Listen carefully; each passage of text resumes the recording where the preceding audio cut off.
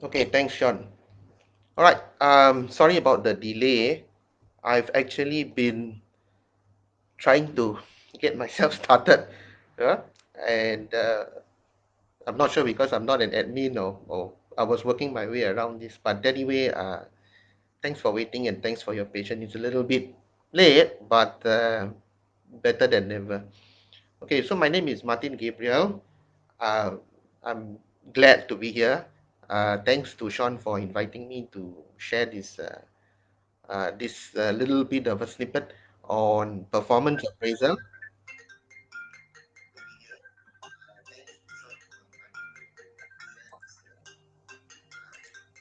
So let me begin. Let me begin on performance appraisal. So I'm doing something very short on performance appraisal. Now I'm coming from an angle that would be suitable for both the person who's doing the performance appraisal and also from the employee's perspective, right? So I'll be using simple terminology as I don't want to get a bit too technical. So if your employer is going to do a performance appraisal for you, so here are some tips that would help you. All right. So now I'm going to start off with a little story. A little story that I usually have with my when I do my training workshops. I always ask them, if you're a policeman, right, and you're on duty, and you go into, let's say, a 7-Eleven, and you see someone committing a petty crime, stealing something, what would you do in that event? Now, most people would, of course, say that they would arrest the person who is taking something from 7-Eleven, because being a police officer, that is basically your duty. Now, picture this. So most of them say that they will not hesitate to take action because that is their duty, right? Now, picture that this person isn't a stranger anymore, but that this person now this is just an example, so please don't be offended. This person now is, let's say, your mother. Now, your mother were to be taking something, and you are the police officer. What would you do? What would you do? Yeah? What would you do if it were your mother? Would you also arrest her? Would you also, you know, say, Mom, come, I have to bring you to the station? Most likely not, right? So when I asked my participants, what would you do? Some of them said that, well, if it's my mother, then, I would say, Mom, I'll pay for you. I'll pay for this item. Please don't steal. I'm a police officer, right? Or they tell the mother, please put it back. But when it's the other person, they say they'll take action because it's their duty, right? They will arrest the person. So what you see here is basically same scenario, but different person, and the reaction is different.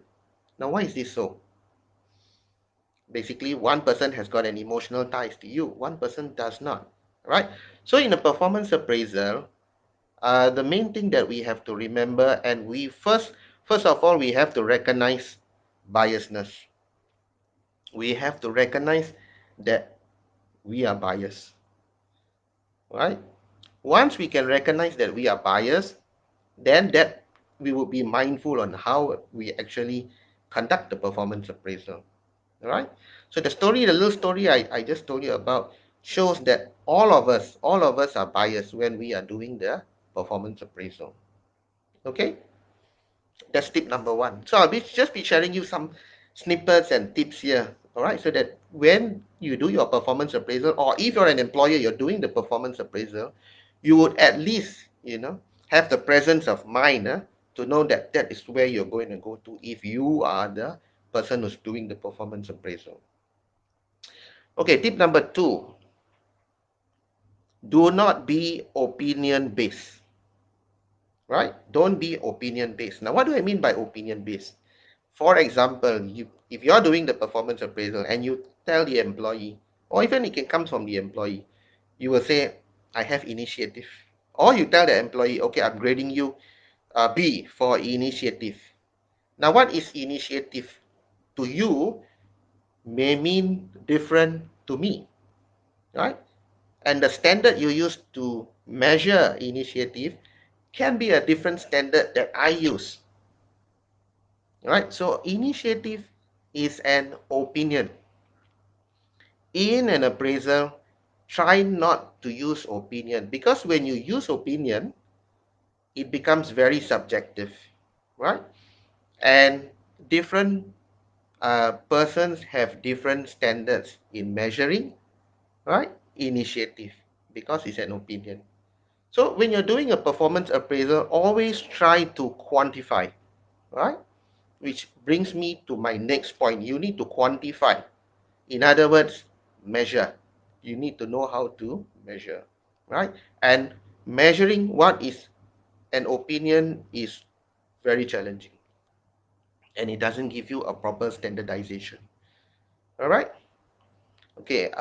Now, if you have any questions, please do interrupt me. Yeah.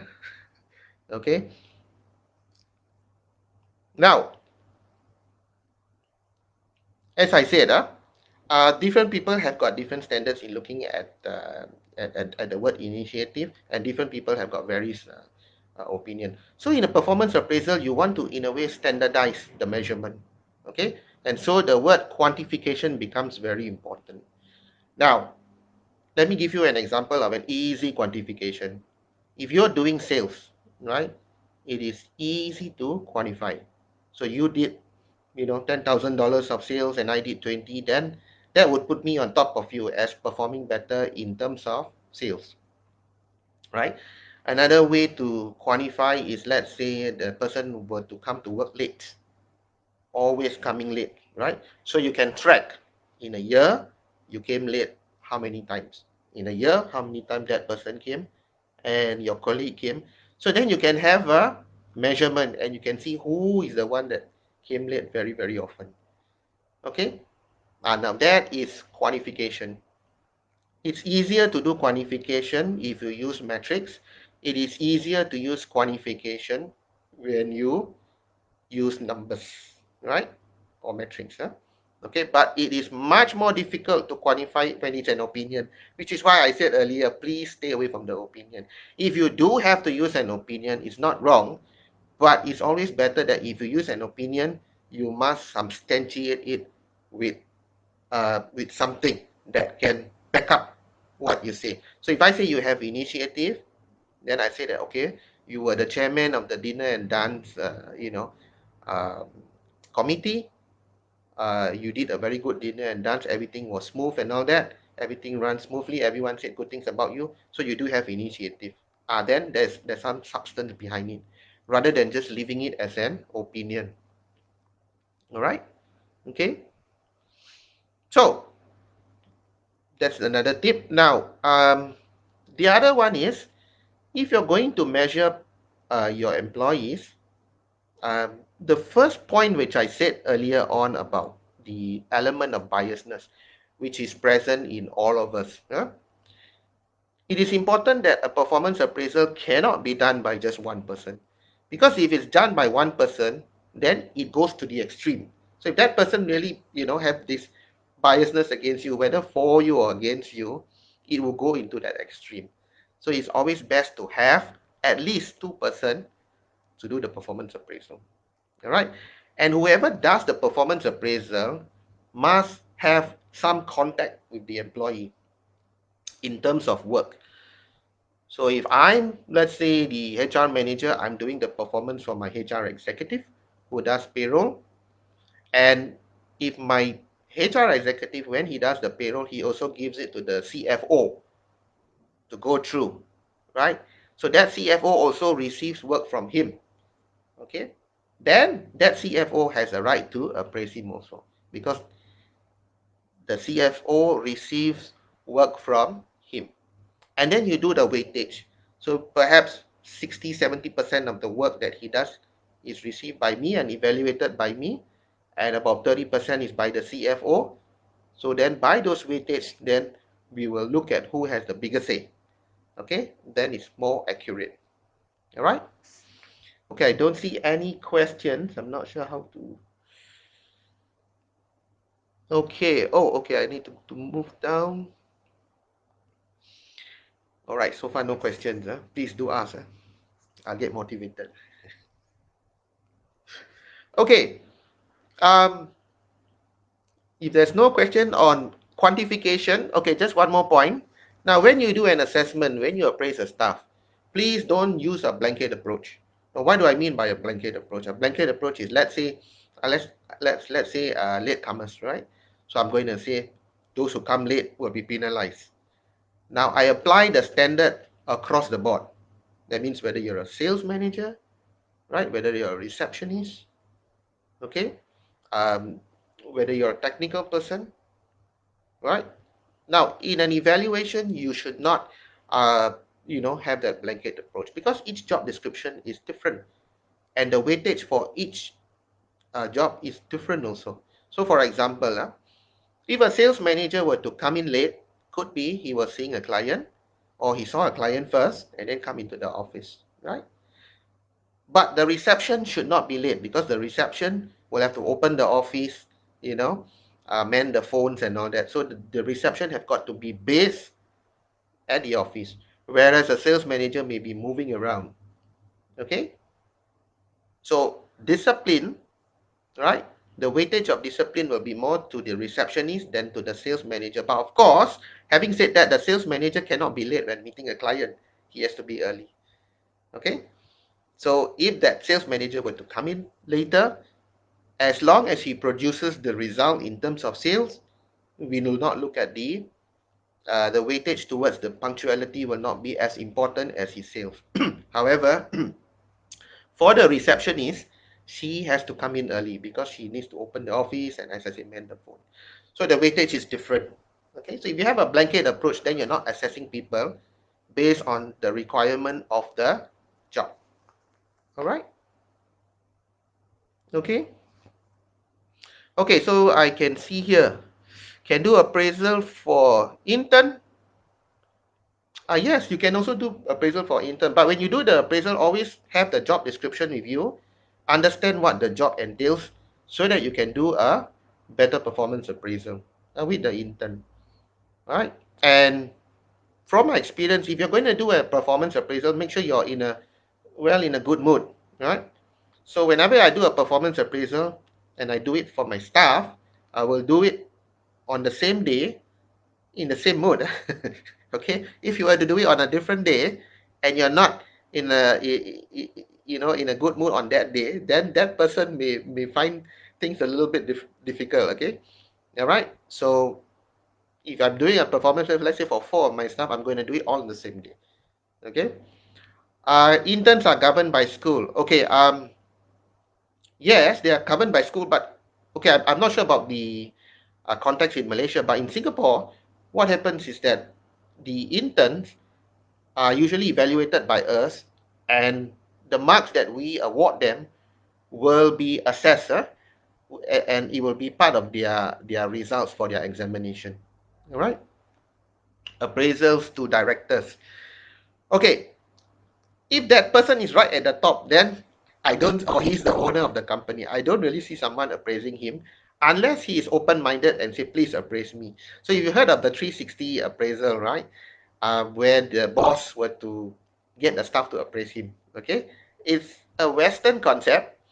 I don't think Asia is ready for it yet because in Asia, most of the time, older people can get offended if they hear something from the younger persons who they don't like. Okay, but an appraisal can be done by more than two persons also, right? Okay, you can do something where you ask for feedback and all that. All those are actually appraisals. It's not done in a formal way, but at the same time, you can get some feedback, or you can use the anonymity. You can tell the staff, okay, just write something about me that you don't like and send it to me, or something that you like. Okay. Always, okay, I'm reading, always very angry when doing performance appraisal. Okay, so you have to be in the right mood. When you're doing the performance appraisal, always put yourself in the right mood. Okay, because when you put yourself in the right mood, and you're going to give the other person a chance to give feedback, you shouldn't be angry because you don't want to intimidate the person. Remember, the person who's doing the performance appraisal, in a way, has got some power over the subordinate, right? So if you're going to be in a bad mood and you're going to, you know, be a little bit aggressive to the employee, then the employee is just going to close up. And in appraisal, you don't want them to close up. you want them to speak and give you feedback. And when they are speaking and they're giving you feedback, that's where you get the information. So you need to be very receptive to what they're saying, to their ideas also. Huh? Okay, so JP Valdez asks, is it fair to appraise when you haven't explained the expectations up front? For instance, if you appraise them on things that weren't explicitly stated, does that cause a problem? Yeah, it can. If your previous year you were not specific enough or your targets were not clear. So every year, they call it KPI, no? You need to be very specific on what are the requirements, right, of the job, and whatever you give them, the expectation must be clear, right? So here is where the appraiser have got to be clear, right? Okay, I had a short example. Whatever I say to you is all true stories that really happened. So I've seen one company boss asking all the workers, please go and bring the box downstairs. So the workers all took the boxes downstairs and waited for him. When he came downstairs, he looked at the boxes. He says, why are all the boxes on the floor, not in the lorry? We have to move now. Then the worker said, but you didn't tell us to put in the lorry. You told us just to bring the boxes down. And the boss got angry and the workers got frustrated. Okay, so a simple story like that, which really happened, shows that actually the boss did not, wasn't specific to tell the workers, bring the box down and put it onto the lorry, load it onto the lorry. So a short story like that shows that you need to be very specific, right?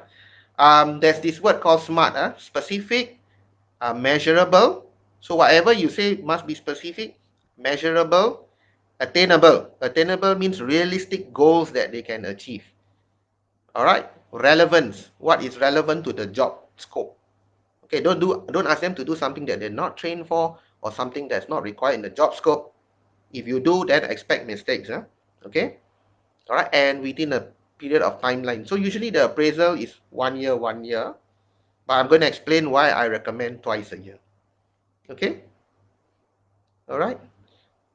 Okay, so JP Valdez is asking, what categories do you recommend as must be appraised, or is it totally subjective? Okay, it's got to be quantifiable and specific. Let me think of an example. Okay, so certain things are difficult to measure. For example, clerical work, let's say payroll. So if you ask me how do you measure payroll, then I would say accuracy within the specific timeline.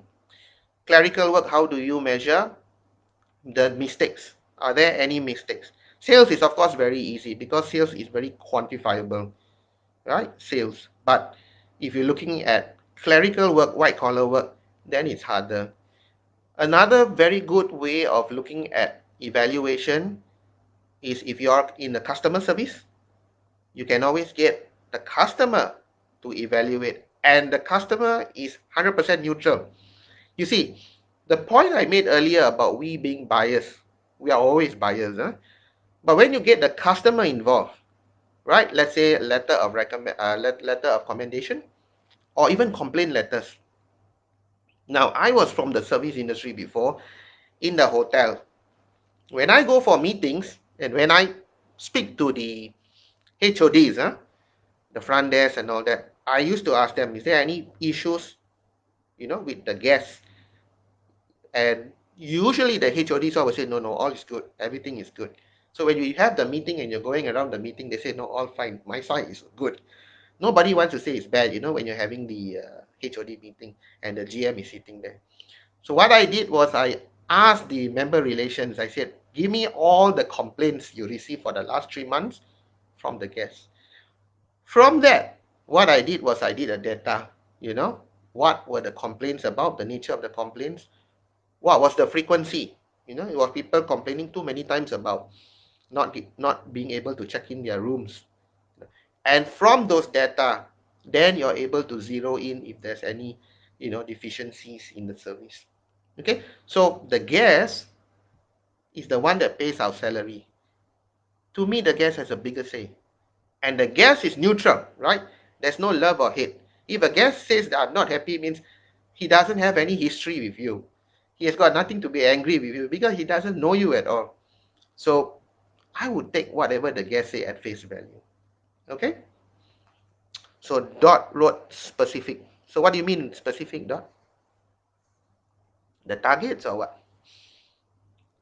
So specifics basically, from what my understanding, is so that the person knows what the person is supposed to do. Okay? And of course, you can do some training for the person if you feel that the person needs some preparation. Okay, now I'm going to go to the next point, what I call the recency effect. Now, the recency effect, basically, the person who's doing the appraisal will only remember usually the last 3 months. Okay, they remember the last 3 months.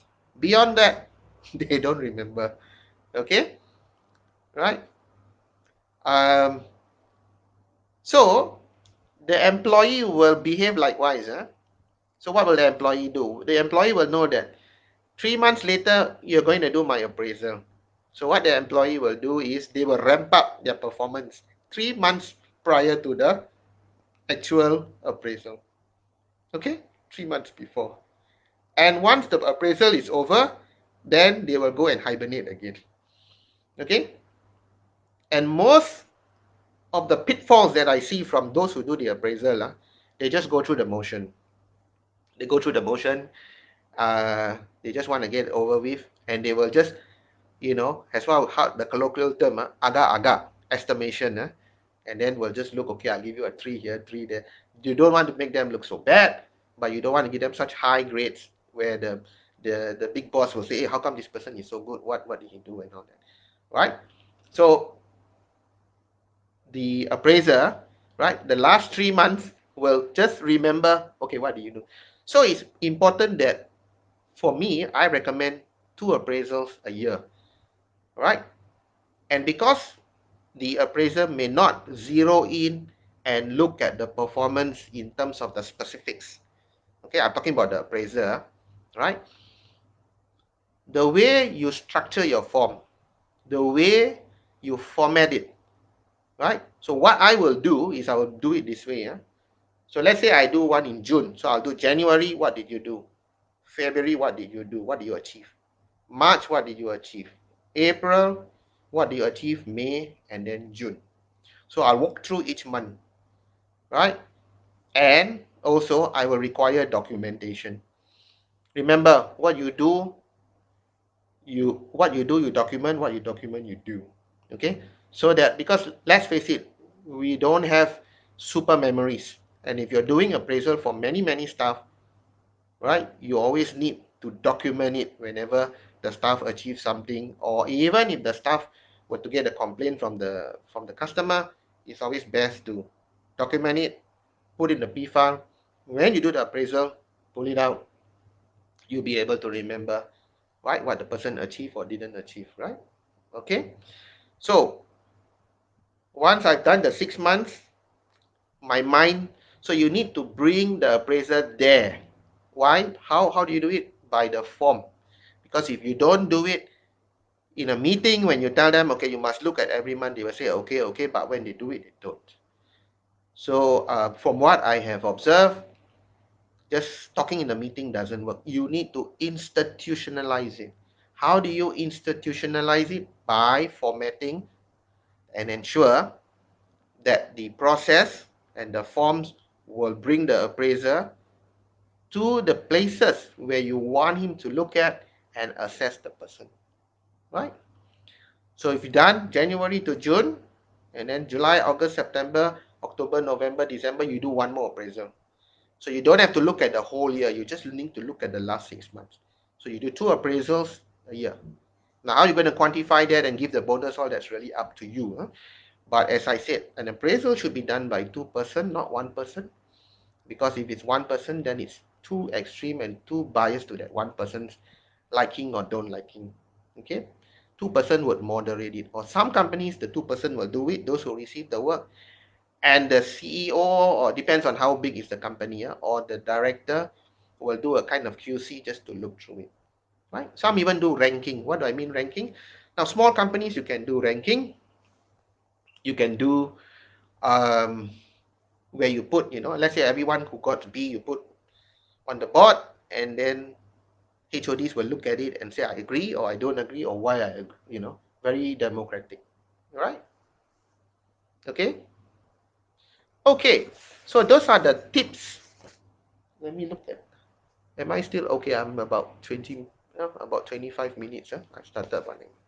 So those are my tips on looking out when you're doing an appraisal. Now it's basically not for just for those who are doing the appraisal. It is also for the employee to have the presence of mind, right? So that when the employee speaks to the employer or to the boss, and the boss is doing the appraisal, the employee is able to bring the employer, and you say, if you said that, I'm always late, how many times do you have the records, you know do you keep everybody's record and all that, in a diplomatic way, so that he is assessed accurately, right? Okay, so if I may go through, just to summarize what I've went through, right? So what I've said is that first we have to recognize the biasness in us, right? uh, Less opinion, more factual, all right? And the facts that you get must be quantifiable. Quantifiable meaning you can measure it, all right? So that you have a proper standardization, right? Too much opinion will you will have an appraisal where it becomes that personal preference of the person who's doing the appraisal. Okay, the recency effect, ensure that the forms reflect the whole year's performance and don't rely on the appraiser to remember what he remembers. So you need documentation. You need to institutionalize this, because if you don't institutionalize it, people will just talk about it in a meeting, and when they go out, they don't do it. All right. Best to do twice a year. And of course, structure the form in a way where you want the appraisal to be done in the particular way. I also went through the smart. I try not to go through those that are on Google, because people can always find that. I try to go through the application. I also said that if you're going to do the appraisal, make sure you're in a in a pleasant mood. You're not in a foul mood, because then whoever is at the tail end is going to get it from you. You may not be conscious about it, but you know um, it does happen. All right. Yeah. So more or less, that's the summary of just tips on appraisal. It's not the technical rocket science thing. It's just basically more on human behavior and the little things that you can look at to ensure that you get a fair performance appraisal. Okay, so any other questions? This is my first time with Business Mindfiller. So once again, I'd like to thank JP Valdez, Sean, Dot for inviting me here. I hope to do more. Okay, so yeah, I'm live for 30 minutes right now. All right, so if there is nothing else, then I shall close this little, what do you call it, expert corner. Okay, thank you very much. Hope to see all of you again one day. Goodbye. Have a good evening.